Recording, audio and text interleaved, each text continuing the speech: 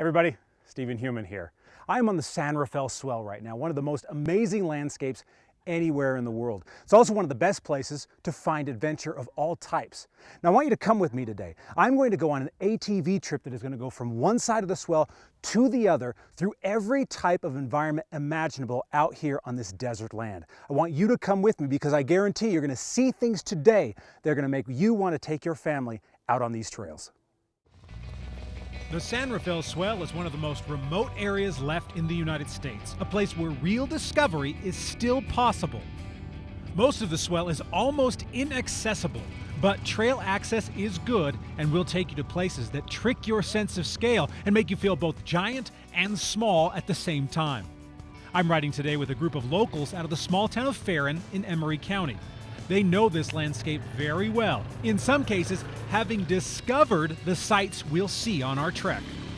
Well, the route we are taking today started up in Farron, Utah, which is on Highway 10. And as we proceeded east, we went through the reef down to the salt wash area where salt wash and coal wash come together, past some Indian ridings and past some white crosses. Now this route from the salt wash area to where we are now is a natural route that would be used by Native Americans, pioneers, the old-time rustlers, outlaws.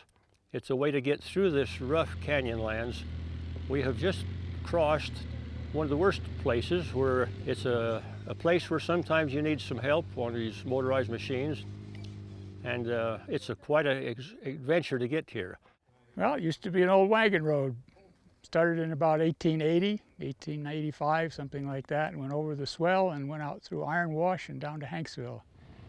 I can't imagine it was as rocky as it is now, but it's possible, but it must have been very arduous. Arduous is a good word, and it applies even today. There's a reason it's called the Devil's Racetrack. That isn't just a clever name. Whenever you start out a trail with a sign like this, you know you better be ready. And it feels like you're riding with Satan himself at times as you're bounced around, each turn making you think it's your last. It's really rough, huge rocks, big steps. Has to be very aggressive to get up it. And it can intimidate people who doesn't have a lot of experience riding machines over stuff like that. We have traveled about 16 miles, and we've traveled maybe 40 miles vertically as we've bounced up and down and up and down and up and down.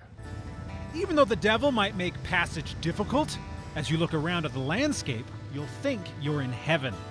The eternal stone stands stark against the skyline, creating the illusion of permanence. But as my guides tell me, and I witness for myself, things can change rapidly on the swell, in an instant. If you look right here on my shoulder, it's proof of how quickly things can change out here. This is a landslide that just happened in the last couple of weeks, and you can see how it's cleared out everything below it. It was just massive.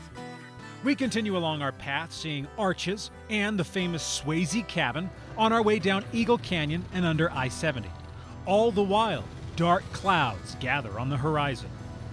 Rain begins to sprinkle, but despite the sudden change in weather, we make our way to our next spot, where the views of the swell are second to none. We're going to go on the Conover Road.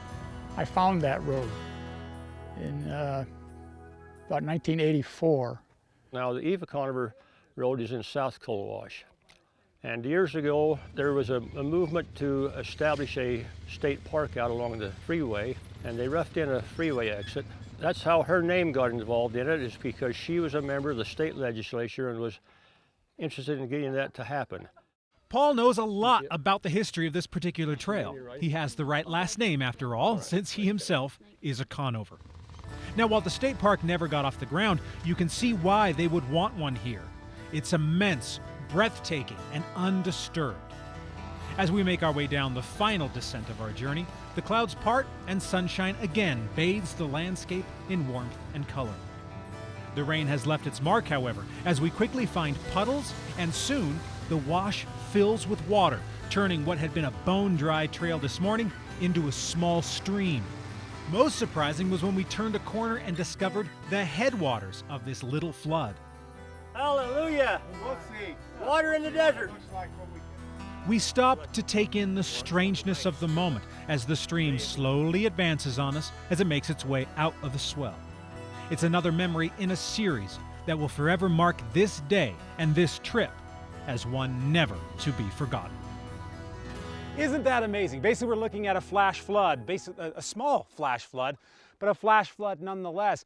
We've got guys out here who have ridden on the Swell for 60 years and have never seen this today. This is really amazing, the opportunities we've been able to have. Now, you can stay in many places on Highway 10. There's hotels in Farron, in Castledale. Emery County is an amazing place. You need to come down here and find out for yourself because you never know what it is that you're going to find. I'm Stephen Heumann for At Your Leisure. We need to take a commercial break. Hey guys, if you liked that video, you're going to want to watch all of our other AYL videos. You're going to want to like it, you're going to want to share it, and you're going to want to subscribe, right? See all the buttons right here? This is what you're going to want to do, right? Click on them, because we have some really cool videos, all kinds of behind-the-scenes stuff, bloopers of Alicia crashing and stuff. Why are you going to sell me out like that, Stephen? So you want to click all of these things and subscribe to our channel because At Your Leisure is awesome, and we'll see you here for more videos.